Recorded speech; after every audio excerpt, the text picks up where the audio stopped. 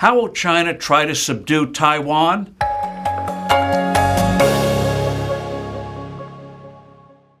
Hello, I'm Steve Forbes, and this is What's Ahead, where you get the insights you need to better navigate these turbulent times.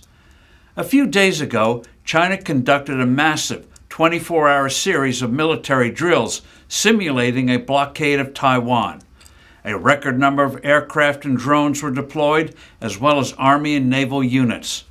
China's so-called Coast Guard, which is really a part of its Navy and routinely harasses Filipino boats fishing in international waters that China claims as its own, took part in such an exercise for the first time. The pretext for these provocative maneuvers was a speech delivered by Taiwan's new president, Lai Ching-te, on Taiwan's National Day, where he promised to, quote, resist annexation or encroachment upon our sovereignty, end quote. But Beijing has been plotting ways to conquer Taiwan since the end of the Chinese Civil War in 1949, when the losing nationalist forces fled to the island and set up a government that claimed it was the rightful ruler of China, hence Taiwan's official name, the Republic of China. In the 1950s, Beijing made serious moves to seize Taiwan.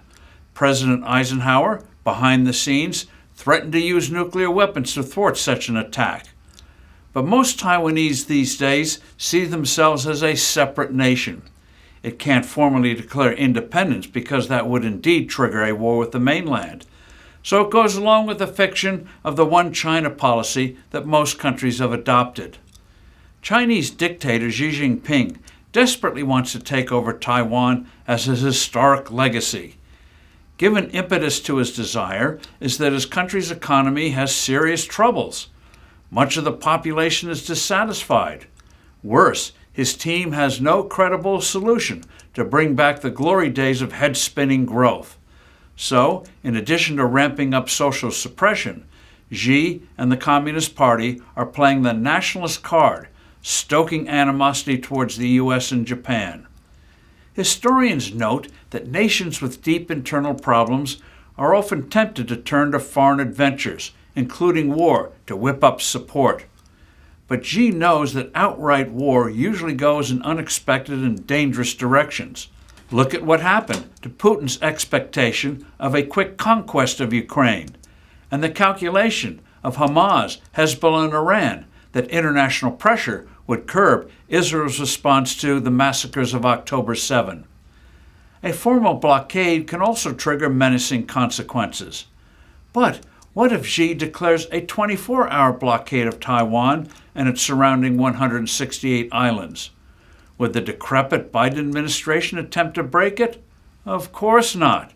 But such a move by Beijing would unleash a devastating chill, especially if this mini blockade was followed by threats of future ones and warnings about countries that trade with Taiwan, even though the mainland is Taiwan's biggest trading partner. Shipping insurance rates would soar. Tourism, a major part of its economy, would dry up. Beijing might try to strangle the island's economy like a cobra.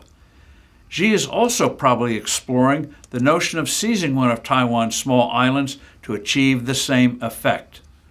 One can only hope that Washington is planning effective responses for such ominous scenarios. But don't count on it. I'm Steve Forbes. Thanks for listening. Do send in your comments and suggestions. I look forward to being with you soon again.